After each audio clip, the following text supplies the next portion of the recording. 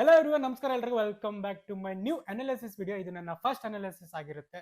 So ಯಾವ ಮೂವಿದು ಅಂತಂದ್ರೆ 45 movie. Actually ನಾನು 45 ಟ್ರೈಲರ್ ರಿಯಾಕ್ಷನ್ ಕೊಟ್ಟಿದ್ದೆ.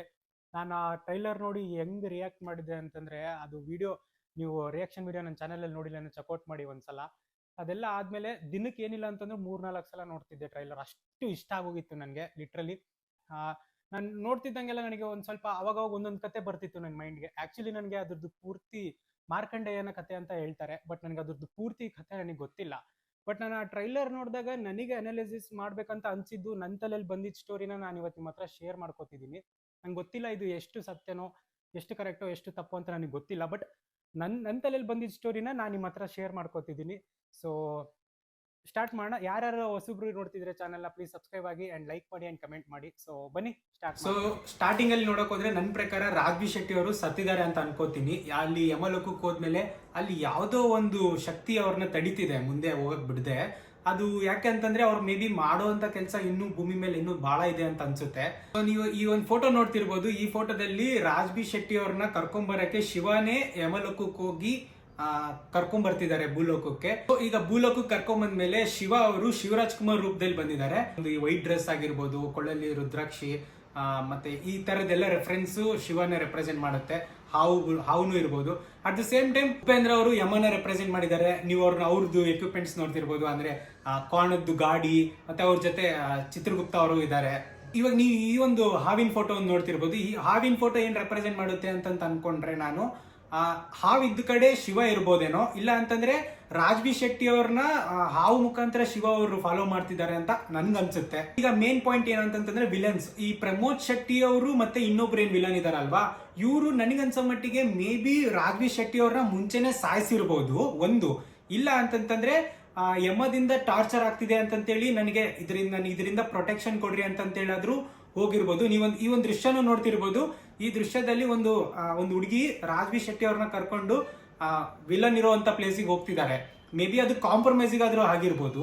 ಇಲ್ಲ ಅಂತಂತಂದ್ರೆ ಅವನಿಗೆ ಆಗ್ತಿರೋಂತ ಒಂದು ಟಾರ್ಚರ್ನ ನನಗೆ ತುಂಬಾ ಟಾರ್ಚರ್ ಆಗ್ತಿದೆ ಯಮನಿಂದ, ಸೊ ನನಗೊಂದು ಪ್ರೊಟೆಕ್ಷನ್ ಕೊಡ್ರಿ ಅಂತ ಆದ್ರೂ ಕೇಳಕ್ಕಾದ್ರೂ ಹೋಗಿರ್ಬೋದು. ಮುಂಚೆನೆ ಯಾಕೆ ರಾಘವಿ ಶೆಟ್ಟಿ ಅವರು ಸತ್ತಿದ್ದಾರೆ ಅಂತ ಹೇಳಿದ್ರೆ ಅಂತಂದ್ರೆ, ಟೀಸರ್ ಅಲ್ಲಿ ನೀವು ನೋಡ್ಬೋದು, ಅಲ್ಲೊಂದು ಹೆಣನ ಸುಡ್ತಿರ್ತಾರೆ. ಆ ಹೆಣದ ಮುಂದೆ ಅಂದ್ರೆ ಒಬ್ರು ಸೋಲಾಗಿ ನಿಂತಿರ್ತಾರೆ. ಅದು ಮೇ ಬಿ ನನಗೆ ರಾಘವಿ ಶೆಟ್ಟಿ ಅಂತ ಅನಿಸ್ತಿದೆ. ಅಂದ್ರೆ ಅವ್ರ ಮೇಲೆ ಹೋಗಿ ಮತ್ತೆ ವಾಪಸ್ ಹುಟ್ಟಿ ಬರ್ತಾರೇನೋ ಅಂತೇಳಿ ಅನಿಸ್ತಿದೆ. ಸೊ ಹಂಗಾಗಿ ಮೇ ಬಿ ಈ ತರ ಇರ್ಬೋದು ಅಂತಂತೇಳಿ ನಾನು ಹೇಳ್ತಿದ್ದೀನಿ. ಸೊ ಇದೆಲ್ಲ ಆದ್ಮೇಲೆ ನಾವು ವಿಲನ್ಸ್ ನ ನೋಡ್ತಾ ಹೋದಾಗ, ವಿಲನ್ಸ್ ಇರೋ ಪ್ಲೇಸ್ ಅಲ್ಲೇನೆ ನಮ್ಮ ಉಪೇಂದ್ರ ಅವರು ಎಂಟ್ರಿ ಕೊಡ್ತಾರೆ. ಮೇ ಬಿ ಅವ್ರಿಗೆ ಹೇಳಿ ರಾಘವಿ ಶೆಟ್ಟಿ ಅವ್ರನ್ನ ಸಾಯಿಸಕ್ಕಾದ್ರೂ ಹೇಳಿರ್ಬೋದು ಒಂದು. ಇಲ್ಲ ಅಂತಂತಂದ್ರೆ ರಾಘವಿ ಶೆಟ್ಟಿ ಅವ್ರನ್ನ ಅವ್ರ ಏನೋ ವಿಲನ್ಸ್ ಕಾಪಾಡ್ತೀನಿ ಅಂತ ಏನೋ ಒಪ್ಕೊಂಡಿರ್ತಾರಲ್ವಾ, ಸರಿ ಆಯ್ತು ನಿಮ್ಗೆ ಆದ್ರೆ ಕಾಪಾಡಿ, ಬೆಸ್ಟ್ ಆಫ್ ಲಕ್ ಅಂತಂತಾದ್ರೂ ಹೇಳಿರ್ಬೋದು. ನೋಡ್ತಿರೋದು ಅದೇ ಒಂದು ಫೋಟೋ. ನೀವು ಈ ಒಂದು ಸೀನ್ ಅಲ್ಲಿ ಬೆಸ್ಟ್ ಆಫ್ ಲಕ್ ಅಂತ ಹೇಳ್ತಾರೆ ಉಪೇಂದ್ರ ಅವರು ಆ ವಿಲನ್ಗೆ. ಸೊ ಮೇ ಬಿ ಇದೇ ಆಗಿರುತ್ತೆ ಅಂತ ಅನ್ಕೋತೀನಿ ನಾನು. ಅದಾದ್ಮೇಲೆ ಇನ್ನೊಂದು ಸೀನ್ ಬರುತ್ತೆ. ಇನ್ನೊಂದು ಸೀನ್ ಹತ್ರ ಎಲ್ಲಂತಂದ್ರೆ ಅದು ಥಿಯೇಟರ್ ಅಲ್ಲಿ ನಡೆಯುವಂತ ಒಂದು ಸೀನು. ನೀವು ಹಿಂದೆ ಬೇಕಿದ್ರೆ ಈ ಪೋಸ್ಟರ್ ಅಬ್ಸರ್ವ್ ಮಾಡಬಹುದು. ಗರುಡ ಗಮನ ವೃಷಭ ವಾಹನದೊಂದು ಆ ಥಿಯೇಟರ್ ಹತ್ರ ಹೋದಾಗ ಅಲ್ಲಿ ಅವ್ರಿಗೆ ಟಾರ್ಚರ್ ಜಾಸ್ತಿ ಆದಾಗ ಅವ್ರಿಗೆ ಹೊಡಿಯಕ್ ಬಂದಿರ್ತಾರೆ. ಹೊಡಿಯಕ್ಕಂತ ಬಂದಾಗ ಇವ್ರಿಗೆ ಆ ಒಂದು ಫ್ರಸ್ಟ್ರೇಷನ್ ಎಲ್ಲ ಇಷ್ಟ ದಿನ ಅವ್ರು ಕಾಟ ಕೊಟ್ಟಿದ್ದು ಎಲ್ಲ ತಡ್ಕೊಳಕ್ಕಾಗದೆ ವಾಪಸ್ ಅವ್ರು ತಿರುಗಿ ಬೀಳ್ತಾರೆ. ಆ ಒಂದು ತಿರುಗಿ ಬಿದ್ದಾಗ ಅಲ್ಲೊಂದು ಏನು ಮಳೆ ಬರ್ತಿರುತ್ತಲ್ವಾ, ಆ ಒಂದು ಮಳೆ ಮೂಮೆಂಟ್ ಅಲ್ಲಿ ನನಗನ್ಸೋ ಮಟ್ಟಿಗೆ ಯಮ ಮತ್ತೆ ಶಿವ ಅವಾಗ ಫಾರ್ ದ ಫಸ್ಟ್ ಟೈಮ್ ಅವಾಗ ಫೇಸ್ ಟು ಫೇಸ್ ಆಗ್ತಾರೆ ಅಂತ ಅನ್ಕೋತೀನಿ. ಯಾಕಂತಂದ್ರೆ ರೇನ್ ಫೈಟ್ ಅಲ್ಲೇನೆ ಅವರು ಒಂದಾಗ್ತಾರೆ. ಈ ರೇನ್ ಫೈಟ್ ಅಲ್ಲಿ ರಾಘವಿ ಶೆಟ್ಟಿ ಅವರು ಕೂಡ ಹೊಡೆದಾಡ್ತಾರೆ. ಸೊ ಮೇ ಬಿ ಆ ಒಂದು ಸೀನು ಅಲ್ಲಿಗೆ ಪರ್ಟಿಕ್ಯುಲರ್ ಆಗಿ ಮೆನ್ಷನ್ ಆಗಿರುತ್ತೆ, ಅಲ್ಲೇ ಆವಾಗೆ ಬರುತ್ತೆ ಅಂತ ಅನ್ಕೋತೀನಿ. ಇನ್ನೊಂದು ಮೋರ್ ಇಂಟ್ರೆಸ್ಟಿಂಗ್ ನನಗೆ ಅನ್ಸಿದ್ದು ಏನಪ್ಪಾ ಅಂತಂದ್ರೆ, ನೀವು ಈ ಒಂದು ದೃಶ್ಯದಲ್ಲಿ ನೋಡಬಹುದು ಕಿಲ್ ಹಿಮ್ ಆಫ್ಟರ್ 45 ಡೇಸ್ ಅಂತ ಇದೆ. ಸೊ ಇದು ಯಮರೇ ಅಂತಾನೆ ಅನ್ಕೋತೀನಿ. ಯಾಕಂತಂದ್ರೆ ಯಮಗೆ ಎಷ್ಟು ಒಂದು ಶಕ್ತಿ ಇರುತ್ತೋ, ಅಂದ್ರೆ ಒಂದು ಜೀವ ಸತ್ತ ಮೇಲೆ ಆ ಒಂದು ಜೀವನ ಮೇಲೆ ತಗೊಂಡು ಹೋಗುವಂತ ಶಕ್ತಿ ಎಷ್ಟಿರುತ್ತೋ, ಆ ಒಂದು ಜೀವ ಭೂಮಿ ಮೇಲೆ ಇರ್ಬೇಕಾ ಬೇಡವಾ ಅಂತೇಳಿ ಡಿಸೈಡ್ ಮಾಡೋದು ನಮ್ಮ ಶಿವ. ಸೊ ಹಂಗಾಗಿ ಈ ಒಂದು ಪರ್ಟಿಕ್ಯುಲರ್ ಸೀನ್ ಏನಂತ ಇದೆ ಅಲ್ವಾ, ಈ ಒಂದು ಪರ್ಟಿಕ್ಯುಲರ್ ಸೀನ್ ನ ತುಂಬಾ ಚೆನ್ನಾಗಿ ಡಿಸೈನ್ ಮಾಡಿದ್ದಾರೆ ಅಂತ ಅನ್ಕೋತೀನಿ. ಇದೆಲ್ಲ ಆದ್ಮೇಲೆ ನಾವು ಕ್ಲೈಮ್ಯಾಕ್ಸ್ ಸೀನಿಂಗ್ ಅಂತ ಹೋದಾಗ, ಕ್ಲೈಮ್ಯಾಕ್ಸ್ ಅಲ್ಲಿ ಒಬ್ಬೊಬ್ರು ವೆಪನ್ ನ ಒಬ್ಬೊಬ್ರಿಗೆ ಅಂತ ರೆಪ್ರೆಸೆಂಟ್ ಮಾಡಿದ್ದಾರೆ. ಫಾರ್ ಎಕ್ಸಾಂಪಲ್ ಹೇಳ್ಬೇಕು ಅಂತಂದ್ರೆ, ಈಗ ಶಿವನ ಯಾವ ತರ ರೆಪ್ರೆಸೆಂಟ್ ಮಾಡಿದ್ದಾರೆ ಅಂತಂದ್ರೆ, ನಂದಿ ಮುಖಾಂತರ, ಹಾವು ಮುಖಾಂತರ, ತ್ರಿಶೂಲ ಮುಖಾಂತರನ ರೆಪ್ರೆಸೆಂಟ್ ಮಾಡಿದ್ದಾರೆ. ಅಟ್ ದ ಸೇಮ್ ಟೈಮ್ ಯಮ ಅವ್ರನ್ನ ಹೆಂಗ್ ರೆಪ್ರೆಸೆಂಟ್ ಮಾಡಿದ್ದಾರೆ ಅಂತಂದ್ರೆ, ಕೋಣ ಮುಖಾಂತರ, ಮತ್ತೆ ಅವ್ರ ಜೊತೆ ಇರೋ ಚಿತ್ರಗುಪ್ತರ ಮುಖಾಂತರ. ಸೊ ಈ ತರ ಒಂದು ರೆಪ್ರೆಸೆಂಟ್ ಮಾಡಿದ್ದಾರೆ. ಸೊ ನನಗನ್ಸೋ ಮಟ್ಟಿಗೆ ಇದೆಲ್ಲದನ್ನು ಒಂದು ಮೈಥಾಲಜಿ ತರ ತೋರಿಸ್ದೆ, ನಮಗೆ ಇವಾಗ ಯಾವ ತರ ಬೇಕೋ ಅಂದ್ರೆ ನಮಗೆ ಇವಾಗ ಯಾವ ತರ ಬೇಕೋ ಮಾಡ್ರನ್ ತರ, ಸೊ ಆ ತರ ಒಂಥರ ಡಿಸೈನ್ ಮಾಡಿದ್ದಾರೆ. ಆ ವೆಪನ್ಸ್ ಆಗಿರ್ಬೋದು, ಅಂದ್ರೆ ಒಂದು ಅಂದ್ರೆ ವಾರ್ ಸೀಕ್ವೆನ್ಸ್ ಸ್ಟಾರ್ಟ್ ಆಗ್ಬೇಕಾದ್ರೆ ಒಂಥರ ತ್ರಿಶೂಲ ರೂಪದಲ್ಲಿ ಎಲ್ಲ ಸೈನಿಕರು ಬರ್ತಾರೆ. ಸೊ ಅದೊಂದು ಅಬ್ಸರ್ವ್ ಮಾಡಿರ್ಬೋದು.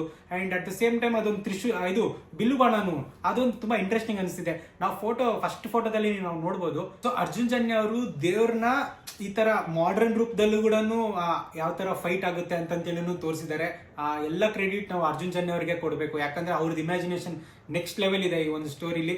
ಈ ಒಂದು ಸ್ಟೋರಿ ಏನಿದೆಲ್ಲ, ಈ ಒಂದು ಸ್ಟೋರಿ ಪರ್ಟಿಕ್ಯುಲರ್ ಆಗಿ ನನ್ನ ಮೈಂಡಿಗೆ ಬಂದಿರೋದು, ಯಾಕಂದ್ರೆ 3-4 ಸಲ ನೋಡಿದೆ ನಾನು ಆ ಒಂದು ಟ್ರೈಲರು.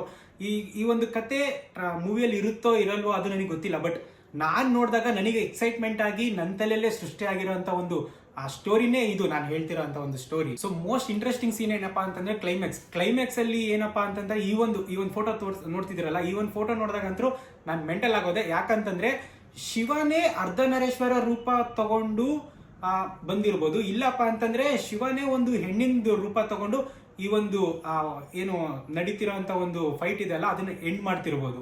ಅಂಡ್ ಈ ತರ ಅಂತ ಸೀನ್ ನಾವು ಥಿಯೇಟರ್ ಅಲ್ಲೇ ಎಕ್ಸ್ಪೀರಿಯನ್ಸ್ ಮಾಡ್ಬೇಕು. ಯಾಕಂತಂದ್ರೆ ಅಂತ ಲೆಜೆಂಡ್ ಆಕ್ಟರ್ ಶಿವಣ್ಣ ಅವರು ಈ ತರ ಒಂದು ರೋಲ್ ಮಾಡ್ತಿದ್ದಾರೆ ಅಂತಂದ್ರೆ ಅದು ಮೋಸ್ಟ್ ಇಂಟ್ರೆಸ್ಟಿಂಗ್ ಆಗಿರುತ್ತೆ. ಅಂದ್ರೆ ಜನ್ಯವ್ರ ತಲೆಯಲ್ಲಿ ಅದು ಏನಂತ ಇದೆ ಅನ್ನೋ ಗೊತ್ತಿಲ್ಲ ನಮ್ಗೆ.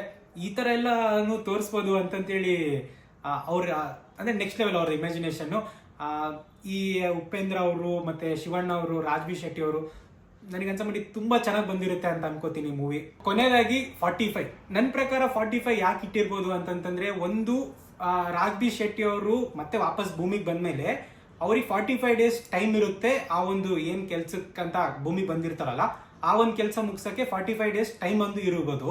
ಇಲ್ಲ ಯಮ ಅವರು ರಾಜ್ಬಿ ಶೆಟ್ಟಿ ಅವ್ರನ್ನ ಮತ್ತೆ ಯಮಲೋಕಕ್ಕೆ ಕರ್ಕೊಂಡು ಹೋಗಕ್ಕೆ ಓನ್ಲಿ 45 ಡೇಸ್ ಇರ್ಬೋದು ಅಂತಾನು ಇರ್ಬೋದು. ಸೊ ಈ ಒಂದು 45 ಏನು ಅಂತ ನಾವು ಥಿಯೇಟರ್ ಅಲ್ಲೇ ವಿಟ್ನೆಸ್ ಮಾಡಬೇಕು. ಎಲ್ಲ ಡಿಕೋಡು ಇದೆಲ್ಲ ಬಂದಿದ್ದು ನನ್ನ ತಲೆಯಲ್ಲಿ. ಅಂದ್ರೆ ಎಷ್ಟು ಜನಗ ಟ್ರೈಲರ್ ನೋಡಿ ಅವ್ರ ತಲೆಯಲ್ಲಿ ಯಾವ್ಯಾವ ತರ ಸೃಷ್ಟಿ ಆಗಿರುತ್ತೋ ಗೊತ್ತಿಲ್ಲ, ಬಟ್ ಮೇನ್ ಕತೆ ಅರ್ಜುನ್ ಜನ್ಯ ಅವ್ರು ಏನ್ ಡಿಸೈನ್ ಮಾಡಿದಾರಲ್ಲ ಅದು ಮಾತ್ರ ನೆಕ್ಸ್ಟ್ ಲೆವೆಲ್.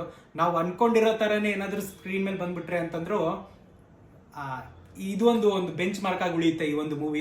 ಯಾಕಂದ್ರೆ ಈ ತರದ್ದು ಯಾವುದೇ ಸ್ಟೋರಿನೂ ಬಂದಿಲ್ಲ ನಮ್ಮ ಕನ್ನಡ ಇಂಡಸ್ಟ್ರಿಯಿಂದ. ಬಟ್ ಅರ್ಜುನ್ ಜನ್ಯ ಅವರು ಥಾಟ್ಗೆ ಒಂದು ಬಿಗ್ ಸಲ್ಯೂಟ್. ಯಾಕಂದ್ರೆ ಮೆಚ್ಚಲೇಬೇಕು, ಈ ತರ ಅಂತ ಸ್ಟೋರಿ ಯಾರು ಇಲ್ಲಿವರೆಗೂ ತಗೊಂಡು ಬಂದಿಲ್ಲ ಈ ಕನ್ನಡ ಇಂಡಸ್ಟ್ರಿಗೆ. ಅಂಡ್ ಅದನ್ನು ಮಲ್ಟಿ ಸ್ಟಾರರು ರಾಜ್ಬಿ ಶೆಟ್ಟಿ ಅವರು ಅಷ್ಟು ತುಂಬಾ ಚೆನ್ನಾಗಿ ನ್ಯಾಚುರಲ್ ಆಗಿ ಆಕ್ಟಿಂಗ್ ಮಾಡೋರೆ. ಆ ಒಂದು ಇನ್ನೋಸೆನ್ಸ್ ನಾವು ಟ್ರೈಲರ್ ಅಲ್ಲೇ ವಿಟ್ನೆಸ್ ಮಾಡ್ಬೋದು. ಬಟ್ ಮೂವಿಗಂತೂ ತುಂಬಾ ಮೆಂಟಲ್ ತರ ಕಾಯ್ತಿದ್ದೀನಿ. ಆ ಒಂದು ಎಕ್ಸೈಟ್ಮೆಂಟ್ ಅಲ್ಲೇನೆ ನಾನು ಈ ತರ ಒಂದು ಡಿಕೋಡಿಂಗ್ ವಿಡಿಯೋ ಮಾಡದೆ ಬಿಟ್ರೆ ಇನ್ನೇನು ಇಲ್ಲ. ಇದೆಲ್ಲ ನನ್ನ ತಲೆಯಲ್ಲಿ ಬಂದಿರೋಂಥ ಒಂದು ಸ್ಟೋರಿ ಬಿಟ್ರೆ ಇದೆಲ್ಲ ಮೂವಿಯಲ್ಲಿ ಇರುತ್ತೆ ಅಂತಲೂ ನಾನು ಹೇಳ್ತಾ ಇಲ್ಲ.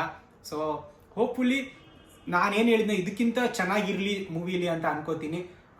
ಸೊ ಇಷ್ಟ ಆಗಿತ್ತು ನಂದು ಇವತ್ತಿನೊಂದು decode. So thank you so much. ಇಲ್ಲಿವರೆಗೂ ಯಾರ್ಯಾರೆಲ್ಲ ವಿಡಿಯೋ ನೋಡಿದಿರೋ ಸೊ ಥ್ಯಾಂಕ್ ಯು. ನಿಮ್ಗೆ ಏನಾದರೂ ಈ ವಿಡಿಯೋ ಇಷ್ಟ ಆಗಿದ್ರೆ ಲೈಕ್ ಮಾಡಿ, ಶೇರ್ ಮಾಡಿ, ಸಬ್ಸ್ಕ್ರೈಬ್ ಮಾಡಿ ಆ್ಯಂಡ್ ಕಮೆಂಟ್ ಮಾಡಿ.